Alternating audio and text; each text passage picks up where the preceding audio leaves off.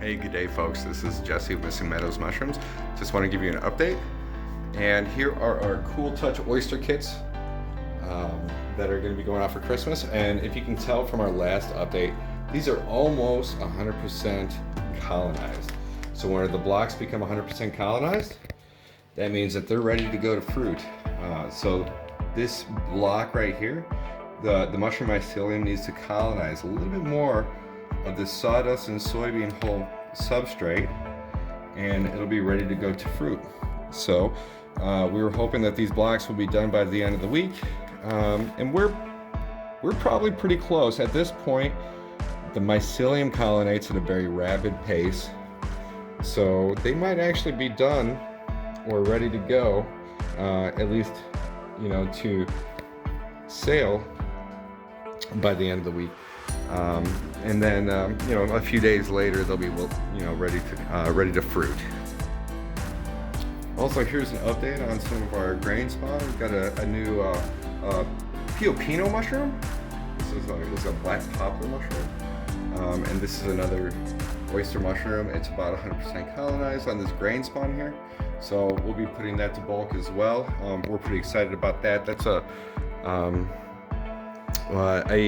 that's a strain that was found in the wild by an individual, and he calls it the turtle song oyster because he found it on a stump that looked like a turtle. And if you could see the picture, it does look just like a turtle, and it grows a beautiful oyster mushroom. And then here's some more of that king blue oyster mushroom spawn that you guys love in the kits. So right now we are developing the Cool Touch oyster kits, the kits that we just produced the other day, and we were hoping to get them done before Christmas.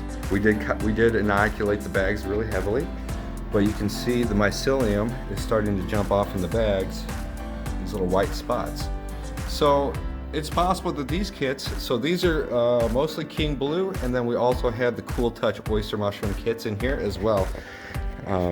So the blocks might be ready for Christmas, and even if they're not, I don't mind selling you a block, and if you just sit on it for a couple of days for it to finish colonizing on its own, it should probably be fine.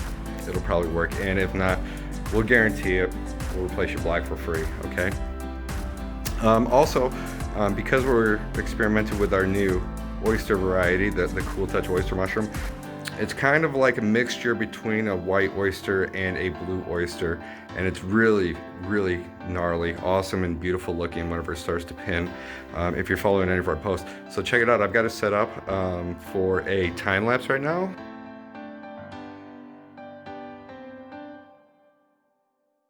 And you can see how the caps are like this really cool looking aquamarine blue.